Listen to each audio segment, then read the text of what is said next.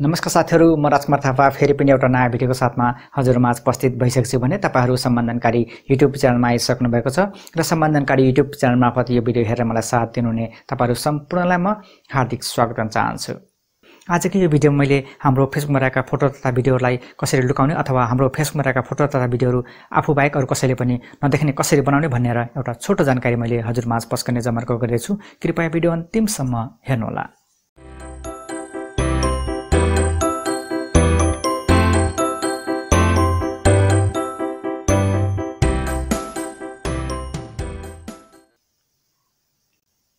साथीहरु, तपाईहरुले आफ्नो फेसबुकमा रहेका फोटो तथा भिडियोहरुलाई लुकाउन चाहनुहुन्छ अथवा तपाईहरुले आफ्नो फेसबुकमा रहेका फोटो तथा भिडियोहरुलाई अरु कसैले पनि नदेखुन् भन्न चाहनुहुन्छ अथवा यदि कसैले तपाईको फेसबुक प्रोफाइल हेरेको खण्डमा तब तपाईहरुको फेसबुक प्रोफाइलमा रहेका फोटोहरु अथवा भिडियोहरु नदेखुन् भन्न चाहनुहुन्छ भने तपाईहरुले आफ्नो फेसबुक खोलेर प्रोफाइलमा जानु होला। प्रोफाइलमा गइसकेपछि अब तपाईहरुले कुन चाहिँ भिडियो तथा कुन चाहिँ फोटोलाई तपाईले लुकाउन चाहनुहुन्छ अथवा कुन चाहिँ फोटो तथा भिडियो अरूले नहेरुन् भन्न चाहनुहुन्छ त्यो फोटो अथवा भिडियोको माथितिर हेर्नुस्, त्यहाँ तीनवटा थोप्ला दिएको हुन्छ।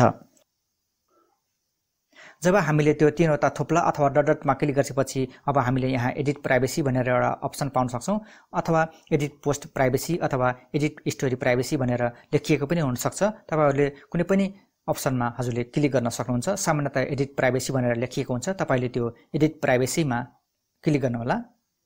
फ्रेन्ड्स एक्सेप्ट र ओन्ली मी गरेर तपाईहरुले अप्सनहरु पाउन सक्नुहुन्छ र ती अप्सन मध्ये तपाईले ओन्ली मीमा क्लिक गर्दिनु होला। अब तपाईले कुन चाहिँ फोटो तथा भिडियोको तीनवटा थोप्लामा क्लिक गरेर तपाईले ओन्ली मीमा क्लिक गर्नुभयो, अब त्यो फोटो तथा भिडियो अब हजुर बाहेक अरु कसैले पनि देख्न सक्दैन। र यदि तपाई iOS अथवा आइफोन प्रयोगकर्ता हुनुहुन्छ भने हजुरले कुनै पनि फोटोको जब ओन्ली मीमा क्लिक गर्नुहुन्छ त्यसपछि हजुरले दायाँतिर माथितिर हेर्नुस्, त्यहाँ DONE डन भनेर लेखिएको हुन्छ, त्यो डनमा क्लिक गर्न नबिर्सनु होला।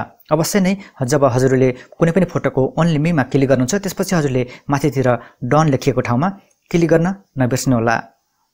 र यदि तपाईहरुले आफ्नो फेसबुकमा फोटो तथा भिडियो अपलोड गर्दाको घडीमा नै तपाईहरुले मात्रै त्यो फोटो देख्न अथवा त्यो भिडियो हजुरले देख्न बनाउन चाहनुहुन्छ भने तपाईहरुले आफ्नो फोटो अथवा भिडियो अपलोड गरिसकेपछि तपाईको जुन प्रोफाइल हुन्छ प्रोफाइलको छेउमा हेर्नुस्, त्यहाँ पब्लिक भनेर एउटा लेखिएको हुन्छ, त्यो पब्लिकमा क्लिक गर्नु होला। त्यसपछि तपाईले त्यहाँ विभिन्न अघिको अप्सन जस्तै तपाईले public, friends except, only me गरेर अप्सन पाउन सक्नुहुन्छ। तपाईहरुले ओन्ली मीमा क्लिक गरेर शेयरमा क्लिक गर्नु होला। अब त्यो तपाईले कुन चाहिँ फोटो तथा भिडियोहरु शेयर गर्नुभएको थियो अथवा फेसबुकमा अपलोड गर्नुभएको थियो त्यो फोटो अब तपाईहरुले मात्रै देख्न सक्नुहुन्छ।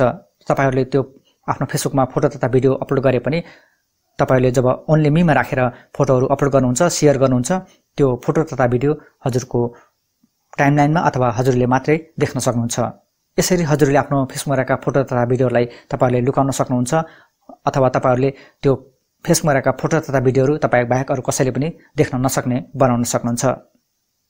हजुरले आफ्नो व्यस्तताको समय यो भिडियो यहाँसम्म हेरेर मलाई साथ दिनुभएकोमा म हजुरप्रति आभारी छु। हजुरलाई भिडियो कस्तो लाग्यो? भिडियो मन परेको खण्डमा भिडियोको मुनि एउटा लाइक बटन कालो रहेको छ, न्यानो स्पर्शक साथ नीलो पार्दिनु होला र यो भिडियोको बारेमा कुनै पनि सुझाव सल्लाहहरु छन् भने पनि आफ्ना सृजनशील औँलाहरु चलाउन नबिर्सनु होला। र अन्त्यमा जाँदा जाँदै हजुरहरूका जीवनका क्षणहरु शुभरोस् भन्दै म यो भिडियोबाट अहिलेलाई बिदा हुन चाहन्छु। फेरि अर्को यस्तै जानकारीमूलक भिडियोमा हाम्रो भेट अवश्य हुने नै छ। हस्त। जय नेपाल।